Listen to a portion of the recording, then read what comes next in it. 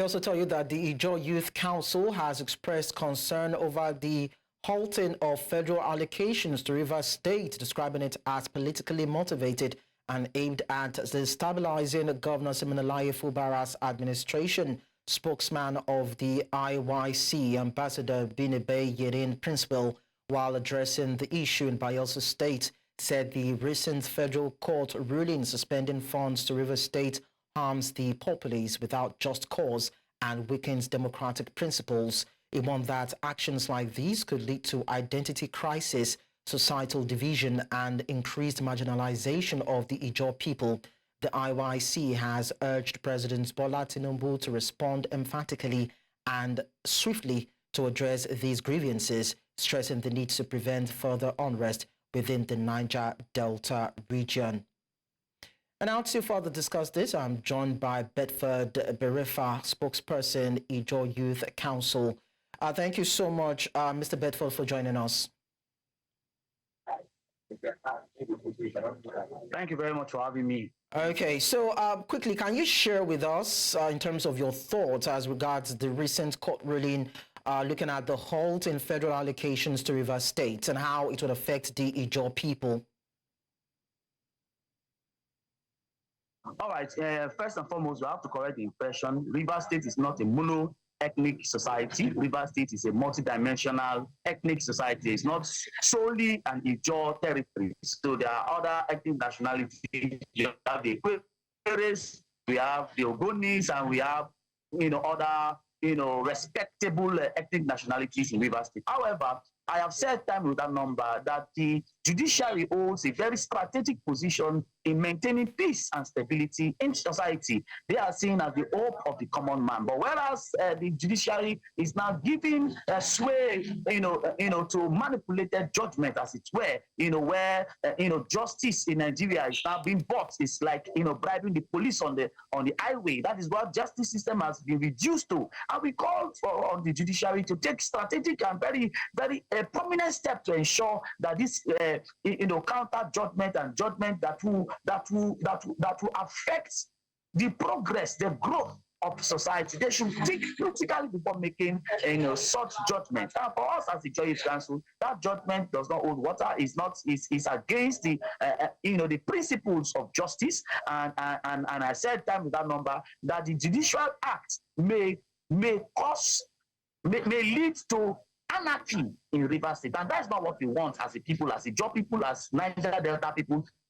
We don't want any form of anarchy in Rivers State because Rivers State sits as a strategic developmental hub of the Niger Delta. And if anything happens to Rivers State, it's not just Rivers State people that will suffer. Niger Delta will suffer, and the entire Nigerian state will also suffer for it. So it's very strategic, and we are calling on the Judiciary to think twice before making certain judgments that will hamper on the development of the growth of the economic growth of the people. They should look critically before making such assertion. And we call on the presidency to swing into action by calling what is AA and what is BB, not colluding with certain characters that are bent on destabilizing the sustainable peace that Governor Siminalayi Fubara has maintained over the years. Mr. Bedford, he has maintained peace in Rivers State, and we are saying that if care is not taken, this can escalate, to burn down, the entire Rivers State. We hope that will not happen, and we will not advocate for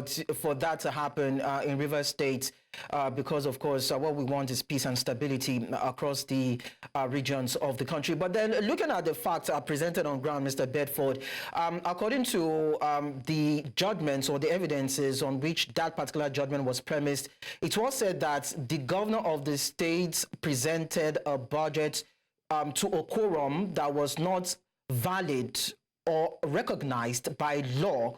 Just 4 members of the legislative arm of government in the states actually received and approved that budget, and that was why a particular verdict was handed down that it needs not to have passed the budget, which actually led to the verdict saying that there should be a stop in allocations given to Rivers State. So does that not hold waters, looking at, so to speak, a violation of legislative procedure?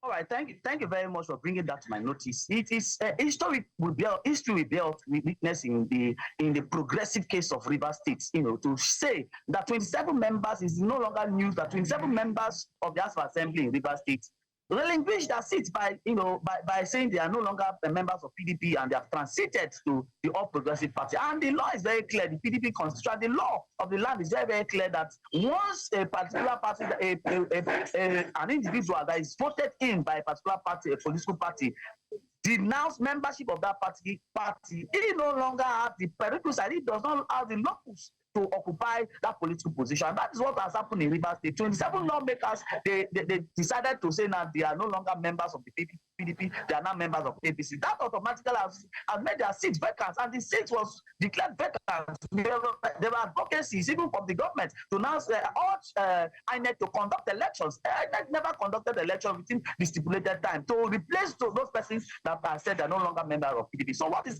there? Only 4 members became members of National House of Assembly, became the House of River State House of Assembly at the time when the budget needed to be passed. So the 7 persons, they are no longer members of party, and they are no longer members of the seats because of that cross carpeting of political parties. And the law is very, very clear on that. The seat is declared vacant. They are no longer members of the River State House of Assembly. So what should the sitting president do? Not demand that at that particular point 4 persons have now established a quorum, knowing fully well that 27 persons are no longer part of the House of Assembly. So he is duty bound by the constitution of the land and by the laws of the land to ensure that he transmitted that budget defense to those 4 available persons. And that was what he did, and it was passed. The law is clear. We should not use sentiments. The judiciary should not use sentiments to interpret the law. It's very, very clear. It is stipulated in our laws. And that's what the governor has done. So to not use that as a yardstick to now judge is a sick one non. It's not avoid, as it were. So that is the position of, and that's why we are saying that judiciary must be very careful to adjudicate powers to pass judgments that will cause River States, to go the other way. All right, Mr. Bedford. And if care is not taken, that is the way it's going. Thank God from Fubara, who has maintained decorum, who has maintained peace, and that is the position. And we hope that peace, we hope that the mutual peace and understanding will be maintained in the states. Bedford, Berefa, thank you so much for sharing your thoughts with us on the news. Thank you very much for having me.